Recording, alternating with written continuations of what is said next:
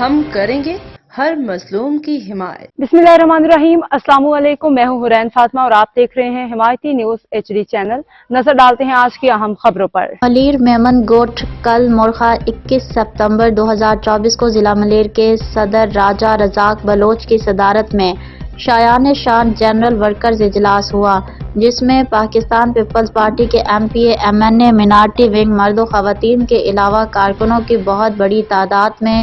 شرکت کی۔ اجلاس کے آخر میں چیئرمین بلاول بھٹو زرداری کی 36ویں سالگرہ کا کیک بھی کاٹا گیا۔ اجلاس میں عہدیداروں کارکنوں نے اپنی تجاویز پیش کیں، جس کا مدلل اجلاس میں MNA سعید آغا رفیع اللہ، MPA محمد سلیم کلمتی بلوچ، ملیر ٹاؤن کے چیئرمین جان محمد بلوچ، وائس چیئرمین سید مزمل شاہ، ابراہیم حیدری ٹاؤن کے چیئرمین نذیر بھٹو، MPA شاہینہ شیر علی،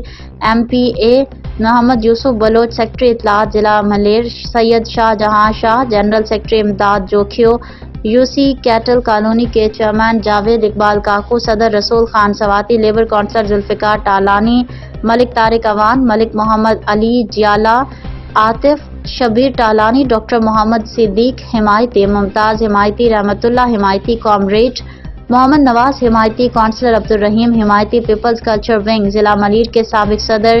AR Himayati, Ashraf Himayati, Sikandar Himayati, councillor Abdul Ghaffar Khan, Jan Muhammad Amazai, peoples youth organization کے ضلع ملیر کے صدر doctor Munir Ayub Baloch, peoples youth organisation cattle colony کے صدر محمد نوید گجر، عبدالرحیم حمایتی، عیسیٰ ارباب، شکر دین سمیجو، شعیب مغل، محمد اسلام خان، حبیب جان، اعجاز کاغانی، نسیم ذیشان، خواتین کے نجمہ آصف، فاطمہ مجید، صفیہ بلوچ۔